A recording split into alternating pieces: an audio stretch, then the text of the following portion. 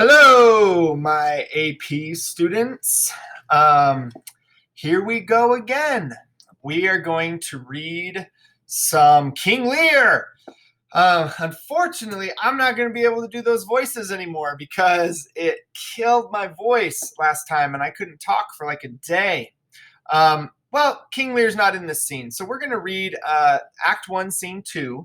This is right after that very first scene where Lear, kicks everybody out, kicks Cordelia out of his family, kicks Kent out from service. And now we have Edmund the bastard, right? And remember, he is one of the bad guys. He is evil, right? Edmund is bad.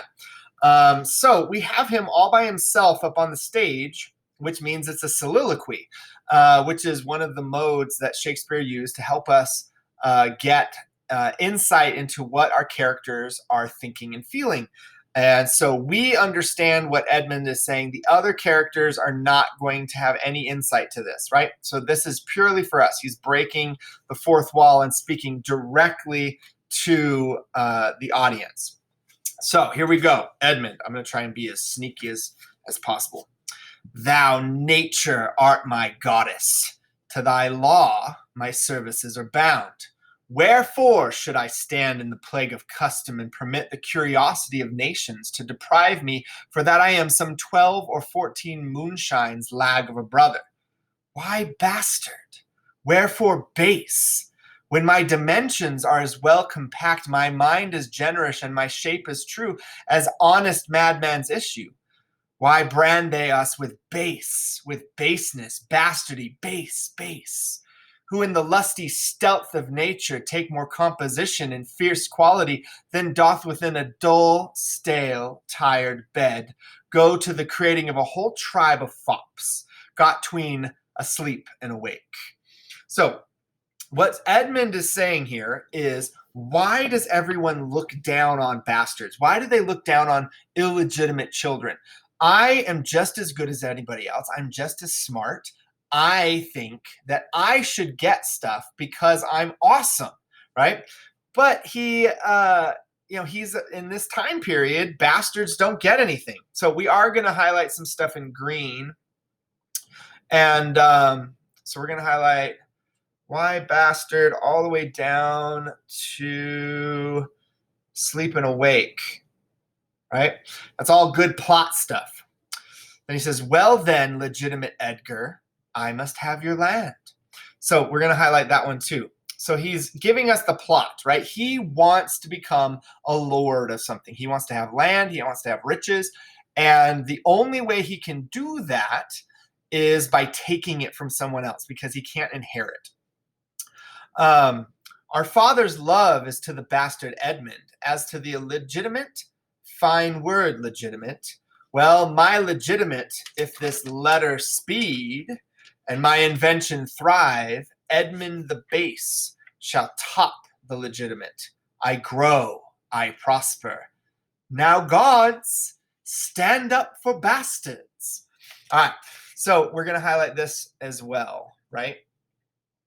And so he has this letter, okay? He has written a letter, and you can see that I wrote. It's a fake letter. He wrote it, but it's part of his plot, and he's going to tell us later. So Gloucester comes in, and he's talking to himself as well. Kent banished thus, and France in choler parted, and the king gone tonight, prescribed his power, confined to exhibition. All this done upon the gad. And then he sees Edmund, and Edmund is reading the letter. Oh yeah, this letter. Oh, okay. Edmund, how now? What news? And so when Edmund sees his father, he goes, oh, and puts the letter away, right? And he says, so please your lordship, none. And he puts the paper in his pocket. Why so earnestly seek you to put up that letter? I know no news, my lord. What paper were you reading? Nothing, my lord. No. What needed then that terrible dispatch of it into your pocket? The quality of nothing hath not such need to hide itself. Let's see. Come, if it be nothing, I shall not need spectacles. Right? So he's putting on his glasses so he can read it. Edmund says, I beseech you, sir, pardon me. It is a letter from my brother that I have not all o'er read. and for so much as I perused, I find it not fit for your overlooking. So he's saying, this letter is from my brother, Edgar. Remember, it's not from Edgar. It's fake, okay? And I think it's a bad letter, right? And I don't think it's proper for you to read it, okay? Give me the letter, sir. I shall offend either to detain or give it. The contents, as in part I understand them, are to blame. Let's see. And then Edmund gives him the paper, right? Here you go. Here's your paper. I hope for my brother's justification he wrote this, but as an essay or taste of my virtue. So now Gloucester reads the letter, and we are going to highlight this whole thing in green, right? This policy and reverence of age makes the world bitter to the best of our times, keeps our fortune from us till our oldness cannot relish them. I begin to find an idle and fond bondage in the impression of aged tyranny, who sways not as it hath power, but as it is suffered. Come to me, that of this I may speak more. If our father would sleep till I waked him, you should enjoy half his revenue forever and live the beloved of your brother, Edgar. So this letter is actually, remember, it's fake, right? Edgar did not write this. Edmund wrote this. And what it's saying is, I don't like living with our dad because he's old and he's weird now and he's senile and he just won't die. If he would die, then I could inherit his kingdom. And so he says, come to me, we may speak more of this, right? And if our father would sleep till I waked him, you should enjoy half his revenue. So that is Edgar, right? Fake Edgar saying, if you kill our father, if you help me kill our father, I will give you half the kingdom, right? I'll split it with you. Dun, dun, dun. Conspiracy? Sleep till I waked him? You should enjoy half his revenue? My son Edgar, had he a hand to write this, a heart and brain to breed it in? When came you to this? Who brought it? He says, it was not brought to me, my lord. There's the cunning of it. I found it thrown in at the casement of my closet. So we're going to highlight that in green. You know the character to be of your brothers? The matter were good, my lord. I do swear it were his, but in respect of that, I would fain think it were not. So he's saying, I think it is his handwriting, but I'm hoping it's just like a joke or something.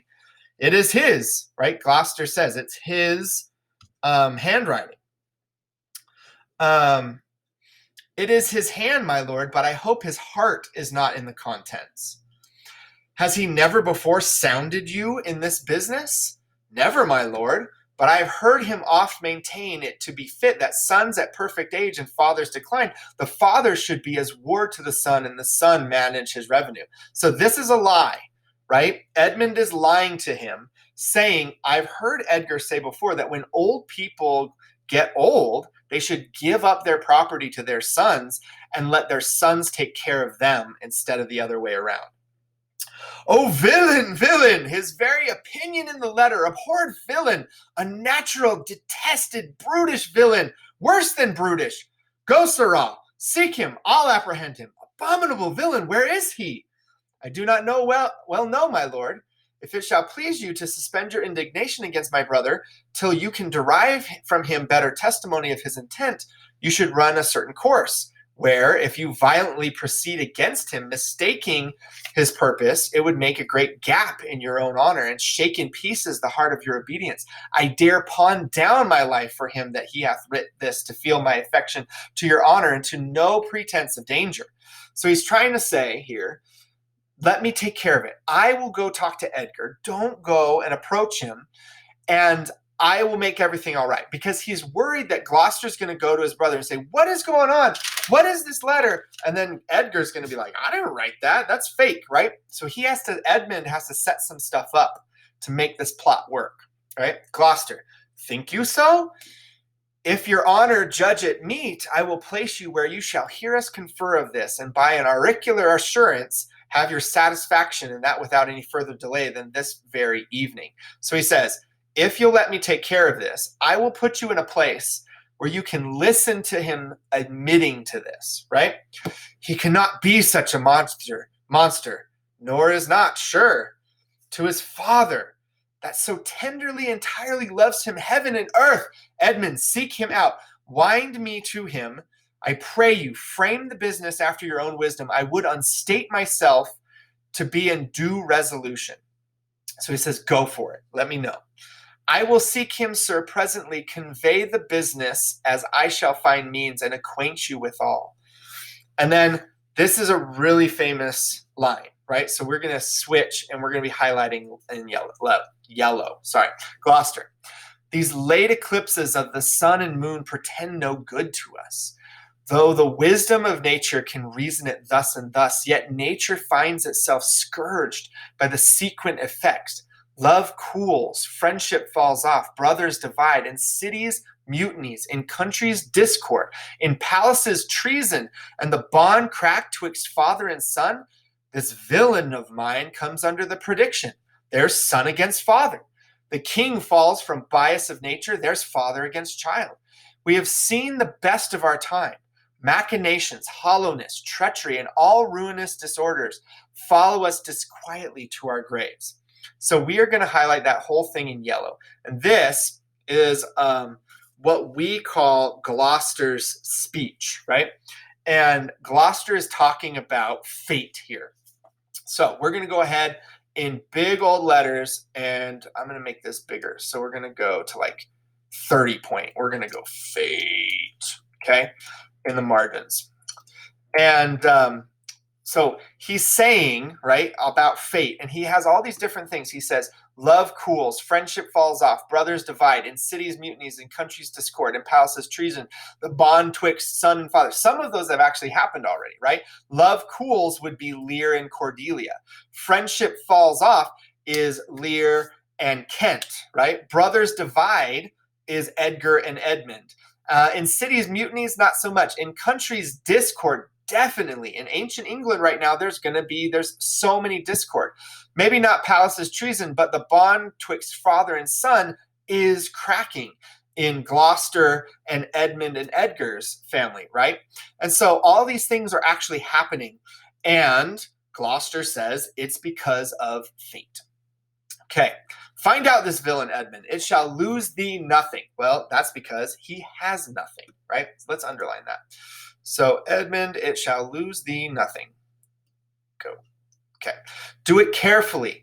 And the noble and true-hearted Kent banished? His offense honesty? 'Tis strange. 'Tis strange. So then Gloucester exits, right? Edmund now, this is called Edmund's soliloquy. And we're going to highlight the entire thing in yellow. He gets all sneaky again. He goes, this is the excellent foppery of the world, that when we are sick in fortune, often the surfeits of our own behavior, we make guilty our disasters, the sun, the moon, and stars, as if we were villains on necessity, fools by heavenly compulsion, knaves, thieves, and treacherous by spherical predominance, drunkards, liars, and adulterers by an enforced obedience of planetary influence, and all that we are evil in by a divine thrusting on, an admirable evasion of whoremaster man, to lay this goatish disposition on the charge of a star. My father compounded with my mother under the dragon's tail, and my nativity was under Ursa Major, so that it follows I am rough and lecherous. Phut! I should have been that I am, had the maidenliest star in the firmament twinkled on my bastardizing. Ah, Edgar! So this whole thing in yellow. So the line that I want you to focus on, right, is he says, my father compounded with my mother under the dragon's tail, and my nativity was under Ursa Major. So my mother and father made me under the dragon's tail, right? The stars for the dragon, right? Draco. And then I was born. My nativity was born under Ursa Major. So it follows. So he says, because of that, it says, according to fate, that I should be rough and lecherous, right? Lechery is evil, doing, lying, right? Just being a bad person. He says, phut, right? No. I should have been that I am, had the maidenliest star of the firmament twinkled on my bastardizing. He says, I choose to be evil. I'm evil because I'm making a choice. Okay. So Edgar walks in. And he picks up a newspaper or something, whatever his father gave him to talk about the predictions in the stars, right? And Pat, he comes like a catastrophe of old comedy. My cue is villainous melancholy with a sigh like Tom O'Bedlam, right? So now he's changing characters. Oh, these eclipses do portend these divisions. Fa sola mi. How now, Brother Edmund? What serious contemplation are you in? I am thinking, brother, of a prediction I read this other day that should follow these eclipses. Now, at this time when Lear is being written, there's actually historical eclipses that are happening in England, and maybe that's why Shakespeare added these in. So that's kind of interesting, right? So they're talking about these eclipses and what predictions are they making? What prophecies do they portend for everybody? Do you busy yourself with that? I promise you the effects he writes of succeed unhappily as of a naturalness between the child and the parent death, dearth, disillusions of ancient amities, divisions in state, menaces and maledictions against king and nobles, needless diffidences, banishment of friends, dissipation of cohorts, nuptial breaches, and I know not what. How long have you been a sectary astronomical? Come, when saw you my father last? The night gone by. Spake you with him? Aye, 2 hours together. Parted you in good terms? Found you no displeasure in him by word nor countenance? None at all. Bethink yourself wherein you may have offended him, and at my entreaty forbear his presence until some little time hath qualified the heat of his displeasure, which at this instant so rageth in him, that with the mischief of your person it would scarcely allay. So Edmund is now planting the seed in his brother, right? He's like, hey, did you talk to Dad recently? And he's like, yeah, last night I talked to him. And how long? Oh, it was like 2 hours. Did you do something to make him angry? No, like, what's going on? And he says, Dad is mad at you. And I don't know why, but you need to like hide out for a while till I can figure out what's going on. And so Edgar says, some villain hath done me wrong, right? Absolutely. He's right there. I see him. Okay. That's my fear. I pray you have a continent forbearance till the speed of his rage goes slower. And as I say, retire with me to my lodging, from whence I will fitly bring you to hear my lord speak. Pray you go. There's my key. If you do stir abroad, go armed. Now that is a really good piece of plotting, right? He says, if you leave, make sure you take a weapon. What? How mad is Dad at me if I have to take a weapon? Armed, brother? Armed, brother? Brother, I advise you to the best. I am no honest man, if there be any good meaning toward you. I have told you what I have seen and heard, but faintly, nothing like the image and horror of it. Pray you away. Shall I hear from you anon? I do serve you in this business. Then Edgar exits, right? So now the plot is set. Gloucester thinks Edgar is trying to kill him and take his land, and Edgar thinks that Gloucester's mad at him, so they're not going to come together, right? A credulous father and a brother noble, whose natures are so far from doing harms that he suspects none, on whose foolish honesty my practices ride easy. I see the business. Let me, if not by birth, have lands by wit. All with me's meet that I can fashion fit. So we're going to highlight this in green as well. So the plot is set, right? So we have kind of two parallel plots going on. We have the Lear and his daughter's plot, and we have the Gloucester and his son's plot, and they're running parallel. Eventually in the play, they're going to come together. But Edmund is one of the great villains of Shakespeare, and I love how plotting he is and how smart he is. And he's like, yes, I'm going to get these guys to fight so that I can get land and I can become rich. So, well, that is it for this video. And make sure that you are making all the annotations and you're commenting in the margins. I'm not necessarily doing the comments in the margins, but you make sure that you do. All right, we'll see you next time. Bye.